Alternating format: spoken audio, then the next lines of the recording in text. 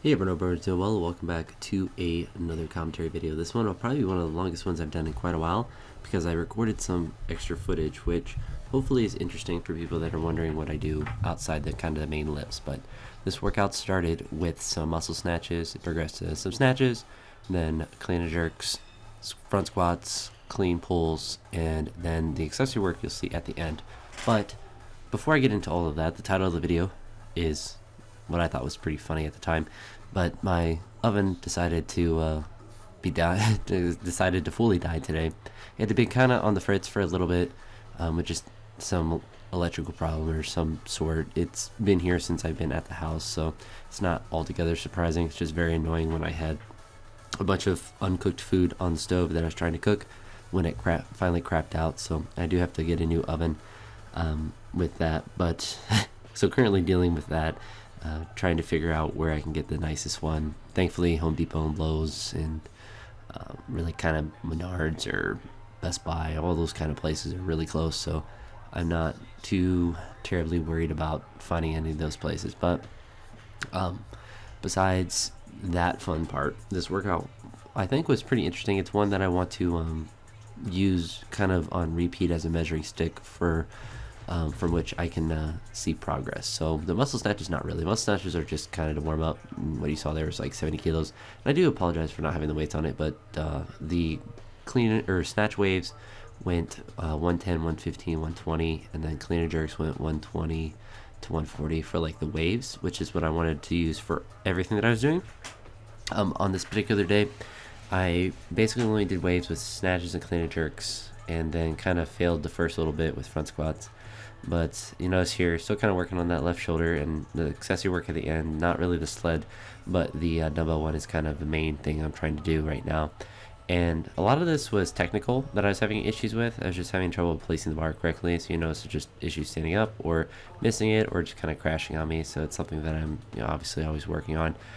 But it's kind of nice to be able to see this with waves because you can see how your body reacts to fatigue without using extremely maximal loads. So you kind of get some of that maximal feeling loads, but still trying to like go back down to challenge yourself to lower weights. Like that was the 110. This is a 115 I missed behind, and then up to 120, which actually went well. Because sometimes when I miss behind, I can feel where I need to put the bar a lot better, and then just make that adjustment. But definitely want to get good at doing these waves. I plan on doing a competition probably at the end of May, towards the end of the school year. There's the one in Columbus I'm looking at doing, which is one I've done several times, and I haven't signed up exactly for it, but I just have to look and find it. I do apologize for showing you the intro of this, but it's just 70 kilos on a clean and jerk. Nothing really too radical with this. I guess that's one of the reasons why the video is long. But with that competition, to get up to the that 125 kilogram snatch to be a consistent one, is not just being able to do it physically, but being able to catch it correctly and not have like a rebend of the arm or any issues with that. Obviously, I want to continue to progress on the clean and jerks, but those seem to just go up as I get stronger. The snatches have been going up. I don't want to be dogging on myself too hard. I know I've snatched 135 this year, so I've attempted 137, and I've had really good snatch progress this year, but I just kind of want to hone that in to make it more consistent and really kind of work on the shoulder stability on the left side, which thankfully has not ever really been associated with pain. It's just weakness, and there's probably something structurally wrong, but it is what it is with that. Just got to get it stronger and keep working on the mobility, and try to not do weird things when I'm sitting like I am now, sitting in my chair in reverse, but just kind of continue to work on things and kind of pay attention if things start to hurt, and like kind of be aware of that. That would be the only reason I wouldn't do the competition, is if I was experiencing like actual pain and not just kind of a little bit of tightness, a little bit of not necessarily instability, but just general weakness. And it doesn't really impact me as much on clean jerks, but it still does. But kind of deal with it as injuries and stuff as they come. But the big reason, like I said, to do the waves is to work on the weights that I'm going to be using closer to competition, especially like my openers. Not really so much with clean jerks, but more so with snatches, and just to get comfortable going up and down in weights, to work on kind of the conditioning and just to get more repetitions in. So I was noticing part of the struggle that I had today was with just the general conditioning of the sets, of just kind of getting tired.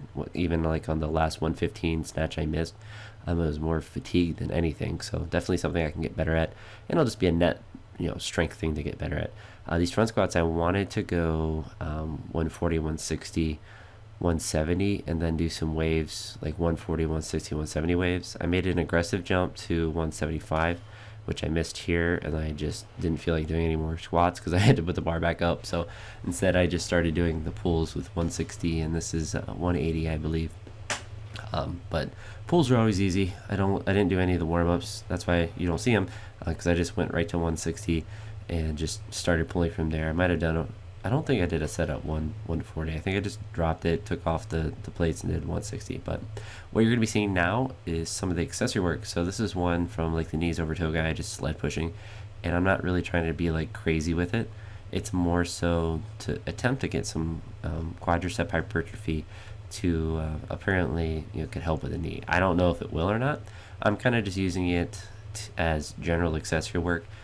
If it does help my knee, then it's good. I don't really have like any sort of knee issue that I'm trying to fix, or necessarily just kind of like general knee tightness. Not even, I don't know, it's so like, I feel like tightness is over exaggerating it. Like, I lift every day, so like it takes me a little bit to warm up sometimes, so it's something to do. I did it before my session the previous day from this workout, did it at the end of this one. Maybe something I just do at the end.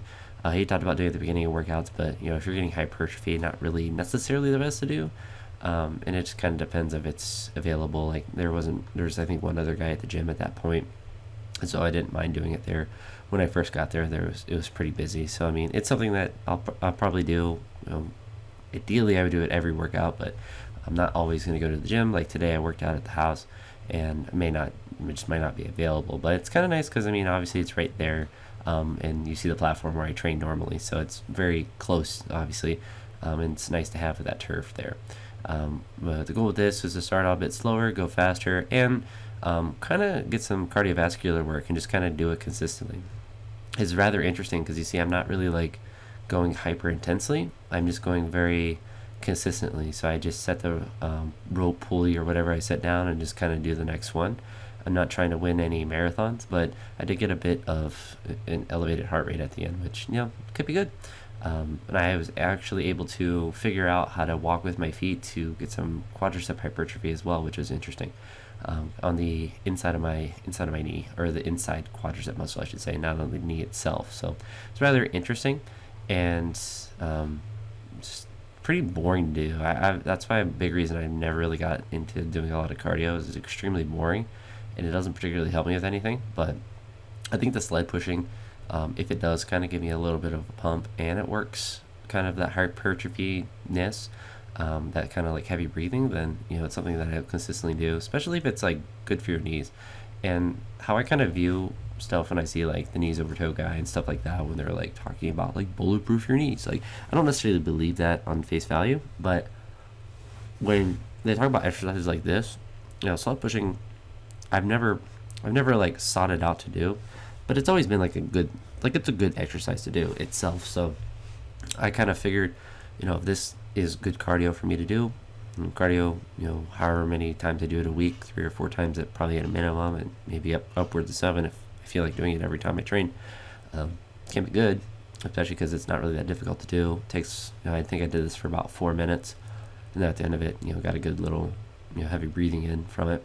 Nothing where I was like actually like dying, but definitely got the elevated heart rate, which is, it's interesting because while you're doing it, you don't really get like winded at all, but after it kind of hits you all at once, probably just from it being kind of like a muscular strain.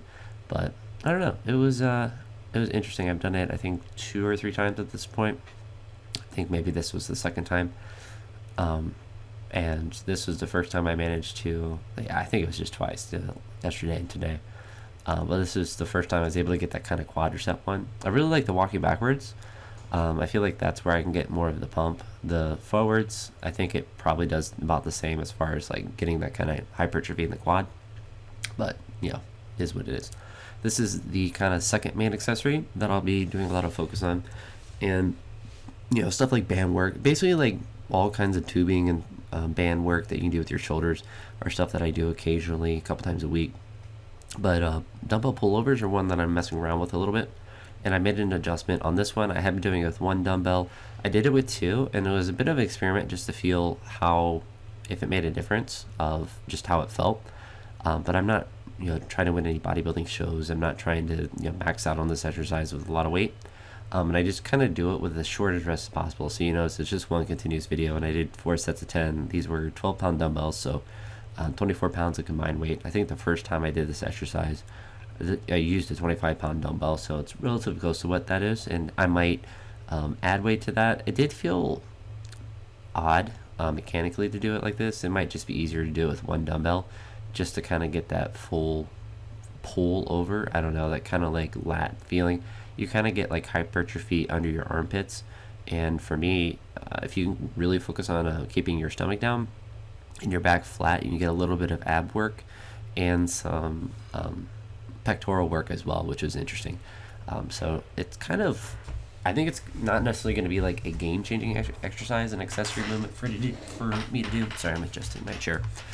But I think it's one that I'm going to be doing consistently. I think it's going to have a lot of carryover to increasing the stability in the snatch and just working on those muscles that are kind of in the back of the shoulder, and may not get a ton of direct work, especially as I get better at doing these. So hopefully I stick with them consistently, and I kind of enjoy them. So they're not really, that's kind of what I look at accessory movements, is not necessarily like the ones that are probably the most beneficial potentially, but ones that are going to have a benefit, that feel pretty good, that are easy to set up. So my lazy butt will do. And I say that in kind of side or kind of tongue in cheek, because I train just about every day, so it's not as if I am really that lazy. But if there's a difficult to set up accessory work, I just don't really like doing it. Like dips are one. I think dips are good, but they always they don't feel good, and I always kind of get like beat up from them. But I think it's a good exercise. I just don't really like doing it. Pull-ups are another one. Pull-ups are great. I don't like doing them, so I don't do them. And that's kind of how I treat a lot of different movements. If I don't like doing it, I'm not going to have a lot of buy-in with it, whether it's with accessory-specific movements or with like just normal weightlifting movements. So that's it for this video. Hopefully you get a little insight of some of the accessory work and a little bit of a training session. Not the greatest one. That's why I didn't bother putting the weights on, but a training session nevertheless. I'll talk to you all in the next one. Have a great day. Peace.